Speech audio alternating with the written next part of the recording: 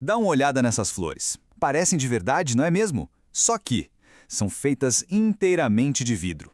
Hoje a gente vai mergulhar na famosa coleção de Harvard, que vem enganando os olhos de todo mundo há mais de um século.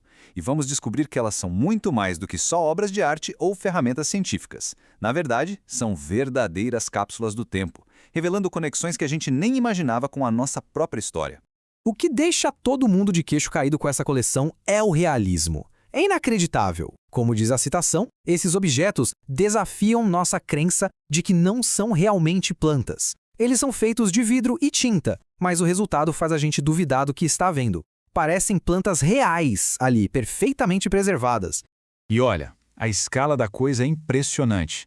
São mais de 4.000 modelos, todos criados ao longo de 50 anos por uma única dupla, pai e filho, lá da Alemanha, os Blaschkas. E o objetivo original disso tudo era bem prático, servir como material de estudo para estudantes de botânica. Pensa só, no final do século XIX, não era nada fácil ter acesso a plantas do mundo todo para estudar, né? Então, esses modelos de vidro foram uma verdadeira revolução.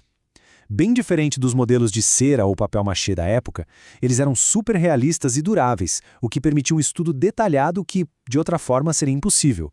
E é justamente essa precisão científica toda que nos leva a uma questão central. Afinal, essas flores são apenas ferramentas de estudo ou são também obras de arte? Um tributo à habilidade fantástica dos seus criadores? Para a gente tentar entender isso melhor, vamos fazer um pequeno exercício de imaginação. O que será que acontece quando a gente coloca outro objeto de vidro, da mesma época, lado a lado com essas flores? Vamos comparar, por exemplo, os modelos dos Blaschka com o vaso criado por Louis Comfort Tiffany, mais ou menos em 1900. O vaso Tiffany também é uma peça de vidro linda em formato de flor, mas a pegada é outra. Ele é estilizado, foi criado para ser bonito, para ter apelo estético. Já os modelos Blaschka, não. Eles buscam ser uma cópia fiel, um para um, com a planta real. O foco total é na precisão científica. Só que aí que a coisa começa a ficar interessante, sabe? A linha entre ciência e arte fica meio borrada. Os modelos Blaschka nem sempre são cópias exatas. Muitas vezes, eles ampliavam alguns detalhes ou criavam cortes na peça para mostrar a estrutura interna, tudo para facilitar o ensino. Ou seja, eles escolhiam o que mostrar e como mostrar.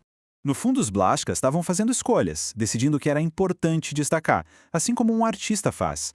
Eles estavam, na verdade, contando uma história visual sobre cada planta. E é essa ideia de história que abre uma porta para a gente entender esses objetos de um jeito completamente novo. E essa história que eles contam, nossa, ela vai muito além da botânica. Esses modelos de vidro podem nos conectar com a história da humanidade. Para entender como, vamos pegar um exemplo bem específico. Vamos começar com este modelo aqui, o do abacaxi. À primeira vista, ele pode parecer só mais um exemplar botânico na coleção, mas, na verdade, ele é a chave para a gente desvendar uma rede de histórias muito maior. A grande pergunta é, como é que uma planta de vidro pode ajudar a conectar pessoas e áreas do conhecimento que, em tese, não têm nada a ver uma com a outra? Como ela sai do campo da ciência e entra no território da cultura? Para responder isso, a gente vai buscar a resposta em outros 3 objetos que estão em coleções completamente diferentes lá de Harvard, mas que foram inspirados por essa mesmíssima forma, a do abacaxi.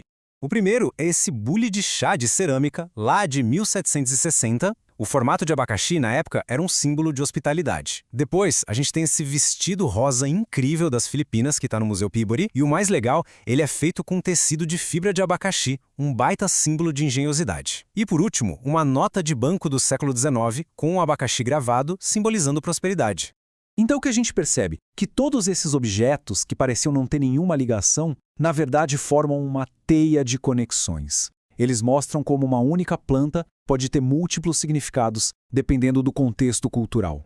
E é sensacional ver como o modelo do abacaxi que está lá no Museu de História Natural, de repente cria uma ponte com um museu de história, um de antropologia e até com a biblioteca de uma escola de negócios. Uma única planta consegue unir todos esses mundos?